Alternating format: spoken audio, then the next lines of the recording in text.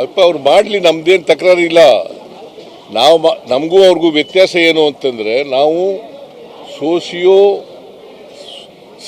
Educational survey ಮಾಡೋದು, socio educational survey. So ಯಾಕೆಂದರೆ ಸಾಮಾಜಿಕ ನ್ಯಾಯ ಮಾಡಬೇಕಾದ್ರೆ ನಾವು ಅವ್ರಿಗೆ ಸೋಷಿಯೋ ಎಜುಕೇಷನಲ್ ಆ್ಯಂಡ್ ಎಕನಾಮಿಕ್ಸ್ ಪರಿಸ್ಥಿತಿ ಗೊತ್ತಿರಬೇಕು. ಅದಿಲ್ಲದೆ ಗೊತ್ತಿಲ್ಲದೆ ಹೋದರೆ ಸೋಷಿಯಲ್ ಜಸ್ಟಿಸ್ ಮಾಡೋದು ಕಷ್ಟ ಆಗ್ತದೆ. ಅದಕ್ಕೋಸ್ಕರವೇ ಈ ಸರ್ವೆನ ನಾವು ಮಾಡ್ತಾ ಇದ್ದೀವಿ.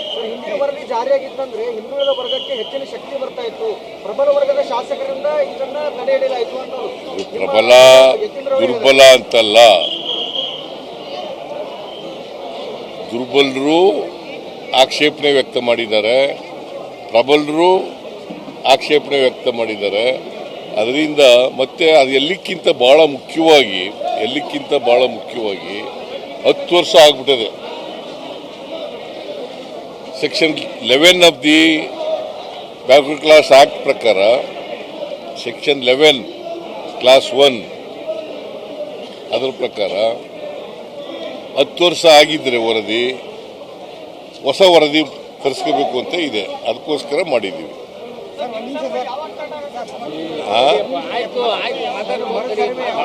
ನಾನು ಆಗಲೇ ಹೇಳಿದ್ದೀನಿ, backward class permanent backward class ಕಮಿಷನ್ಗೆ ಕೂಡಲೇ ಮಾಡಬೇಕು ಅಂತ ಪ್ರಾರಂಭ ಮಾಡಬೇಕು.